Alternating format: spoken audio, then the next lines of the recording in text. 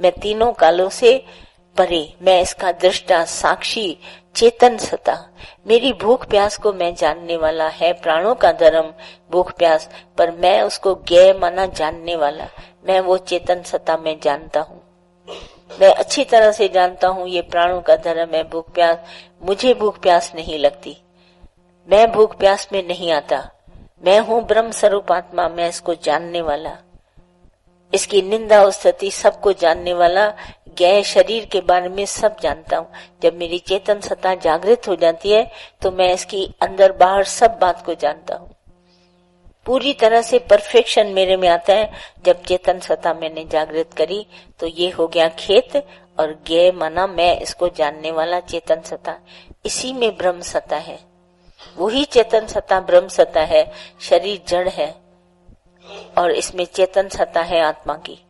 तो ज्ञेय मैं हूँ, इसको मैं जानने वाला हूँ। शरीर की सारी स्टेजेस को मैं जानता हूँ।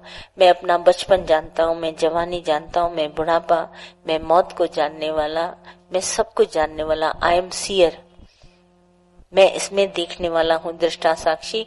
आई एम नॉट द डूअर, मैं करता नहीं हूँ। होता है इसमें ऑटोमेटिक, अपने आप एज बढ़ती है, सब होता है, परंतु मैं करता नहीं। तो ये जगत भरम हमारा निवारण बहुत जरूरी होना चाहिए। अगर नहीं गया हम तत्व ज्ञान को कभी रिसीव नहीं कर पाएंगे। आगे, जैसे अंधे के लिए जगत अंधकारमय है और अच्छी आंखों वाले के लिए प्रकाशमय है, वैसे ही अज्ञानी जगत को भगवान से रहित विषयमय देखने वाले के लिए जगत दुखों का समूह है, और ज्ञानी समस्त जगत में भगवान से पूर्ण देखने वाले के लिए आनंदमय है। पूरा उदाहरण देके बताया कि जैसे सूरदास है, आंखें नहीं है, तो जगत उसके लिए क्या है, अंधकार में। उसी तरह ज्ञानी के लिए जगत कैसा है, मैं ही तो हूँ सब संसार में, जड़ चेतन में हर जगह अपना आत्म स्वरूप देखता हुआ और किसी से भी प्रभावित नहीं होता। न दुख से न सुख से संशय निवारण हो गया। जिसका भ्रम निवारण हो गया उसको जगत कैसा दिखाई देगा, एक आत्म सत्ता में।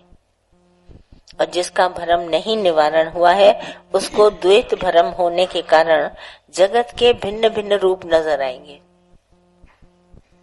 और जिसका भ्रम निवारण हो गया उसको बिल्कुल एक समत्य योग में जगत दिखाई देगा अपना आप। ज्ञानी अज्ञानी का भेद उसका मिट गया।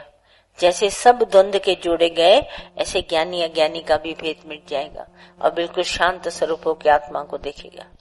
पूरे जगत को, संसार को अच्छी तरह जानते हैं और पूरा कार्यक्रम जगत का बना हुआ है। इसमें हमें और आपको कुछ भी नहीं करना है। देखिए हमारे शास्त्रों में बहुत बड़ा महत्व बताया गया है दुर्गा माँ का, सरस्वती माँ का, लक्ष्मी माँ का। देखिए कैसे कैसे इस जगत के लिए उन्होंने रचा है। उनके लिए बोला दुर्गा माँ हमारी डिफेंस हमारे को बचाने के लिए, ऐसे शेर पर सवार होकर के हर जगह से पाप को नाश करने वाली हमारे डिफेंस ग्रुप में आती है हमारी दुर्गा माँ। लक्ष्मी माता हमारे को धन फाइनेंस पूरा हमारा संभालती है और सरस्वती माँ हमारी एजुकेशन। पूरा संसार जो भगवान ने बनाया है परफेक्शन से, और इसमें हमारे को संशय भ्रम से मैंने द्वैत पैदा किया। कैसे पैदा किया, सब कार्य अपने आप हो रहा है, सब कुछ संभाल रहे हैं, देवी देवता योग जो भी है संसार का सब संभाल रहा है, पर मेरे में भ्रम, मेरा कौन संभालेगा। आज तो ऐसा है कल मेरा कैसा होगा, ये भ्रम अंदर से जाता नहीं। मैं जो संसार में आया हूँ मेरे साथ ऐसा क्यों हुआ। कितने हमारे को लड़की लड़के बहुत बोलते हैं हमारे साथ ही ऐसा क्यों हुआ। अगर ज्ञानी से पूछो तो ये संसार में सदा ही ऐसा होता है, कोई नई बात नहीं है उसके लिए, पर वो अपने को समझता है नहीं मेरे साथ ऐसा क्यों हुआ, मैंने ऐसा क्यों किया, मेरा कौन सा कर्म था जो मेरे साथ हुआ। ये जगत भ्रम में भ्रम पैदा होता है। और वशिष्ठ मुनि ने इस बात को अच्छे से बोला भ्रम में जो आश्चर्य है वो स्वाभाविक है, दिखाई देगा, क्योंकि जगत भ्रम है इसीलिए आश्चर्य है कि पानी दिखाई देता है, मृग तृष्णा का जल। अब ये बहुत बड़ा आश्चर्य अपने आप में, पानी है नहीं मगर दिखाई देता है, सांप है नहीं मगर दिखाई देता, दिस इज आश्चर्य। हम है नहीं मगर दिखाई देते हैं। ये आश्चर्य, भ्रम में आश्चर्य स्वाभाविक है। वशिष्ठ मुनि ने बोला ये है भ्रम मगर इसमें आश्चर्य। जैसे पैसे में ताकत है नहीं, is nothing, money is nothing, useless है हमारे आनंद के आगे। मगर देखो पैसे से जगत के कितने आश्चर्यवत कार्य होते हैं। तो लोग दुनिया को अंदर में भ्रम आ जाते हैं। सच्ची बात है, पैसा होना बहुत जरूरी है। देखो पैसे वाले के काम कैसे होते हैं, ये हमारे को आश्चर्य पैदा होता है। देखो वो धनवान कितना सुखी है, मगर होता नहीं है, सुखी कभी नहीं होता। अगर धन में सुख होता तो धन की संसार में आज कमी नहीं है, इतने तो सब सुखी होते। 99% तो सुखी होते और 1% दुखी होता। मगर क्या है, धन इतना 99% तो 99 सब दुखी। 1% सुखी, वो भी जो भगवान के आधार पर नाम लेते हैं। सो सुखिया जिस नाम आधार, बाकी सब दुखी। तो अंदर में इस बात को अंदर में जानना है। एक तो भ्रम संसार और दूसरा भ्रम में आश्चर्य स्वाभाविक है, जरूर दिखेगा। आप कभी कभी एक्सप्लेन करते हैं स्टोरीज में, बोला मैं वहां गया एकदम आश्चर्य, पता नहीं वो कैसे आया, कैसे उसने काम किया, कैसे ये हो गया। अब भ्रम में ये आश्चर्य आपको दिखा, आपने सोचा बड़ी भगवान की महानता है, भगवान ने बहुत बड़ा महान काम कर दिया। मैं गया वहां आश्चर्य मुझे दिखा, अरे डॉक्टर न मिलने वाला मिल गया, अरे बीमारी न खत्म होने वाली हुई, अरे ये बीमारियां खत्म होंगी फिर होंगी, क्योंकि भ्रम है संसार। ये तो कभी जानने वाला नहीं है, एक जगह से उठ के दूसरी जगह आएगी। पर सबसे बड़ा होम है धीरग रोग, ये जो हमारे में भ्रम है, इसकी निवृत्ति तत्व ज्ञान से होगी और तुम्हारे को कोई इसको निवारण नहीं कर सकता। इसीलिए तत्व ज्ञान ऋषि मुनि तपस्वियों ने अपनी तपस्या करके उसको प्रकट किया। पर वही तपस्या जैसे हम सब मिल करके अगर करते हैं तो जो जो जगत भ्रम को हटाता है, गुरु की बात को सत्य करता है, अपने अंदर चेतन सत्ता को जन्म देता है, बात को पूरा समझ जाता है।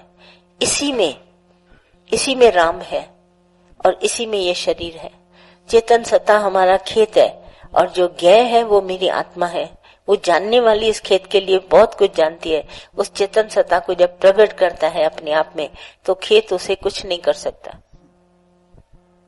तो इस बात को जानने के लिए भ्रम में आश्चर्य जरूर होगा, क्योंकि जगत भ्रम है और इसकी निवृत्ति के लिए केवल तत्व ज्ञान है।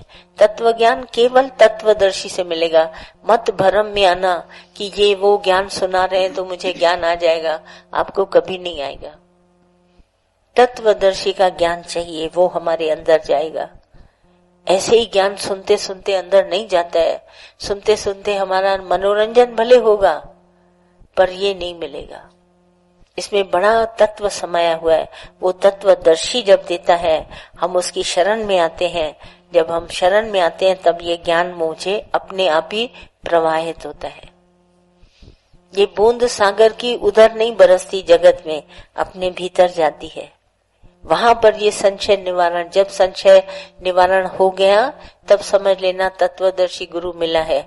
अभी जगत भ्रम बना हुआ है, आश्चर्य जगत में दिखाई देते हैं और हम कह दें कि हमारे को ब्रह्म ज्ञानी गुरु मिल गया। नहीं, जब जगत की निवृत्ति हो जाए, तुम्हारे अंदर से भ्रम चला जाए और तत्व पर एकदम नजर होकर के आपको निश्चय होने लगे कि है भगवान, परमात्मा के सिवाय कुछ नहीं बना, तब ये निवारण होगा जगत भ्रम। नहीं तो व्याकुलता अंदर बनी रहेगी। अभी सुख आ रहा है, अभी दुख भय बना ही रहेगा। ओम श्री परमात्मने नमः। कृष्ण यजुर्वेदी अक्षयोपनिषद प्रथम खंड नेत्र रोग हरि विद्या। कथा है कि एक समय भगवान सांकृति आदित्य लोक को पधारे। वहां सूर्य नारायण को प्रणाम करके उन्होंने चाक्षुषमति विद्या के द्वारा उनकी स्तुति की। चक्षु इंद्रिय के प्रकाशक भगवान श्री सूर्य नारायण को नमस्कार है। आकाश में विचरण करने वाले सूर्य नारायण को नमस्कार है। ओम महासेन सहस्त्रों किरणों की भारी सेना साथ रखने वाले श्री सूर्य नारायण को नमस्कार है। ओम तमोगुण रूप में भगवान सूर्य नारायण को नमस्कार है। ओम रजोगुण रूप में भगवान सूर्य नारायण को नमस्कार है। ओम सत्व गुण के रूप में भगवान श्री सूर्य नारायण को नमस्कार है। ओम हे भगवान, मुझे असत से सत की ओर ले चलिए। मुझे अंधकार से प्रकाश की ओर ले चलिए, मुझे मृत्यु से अमृत की ओर ले चलिए।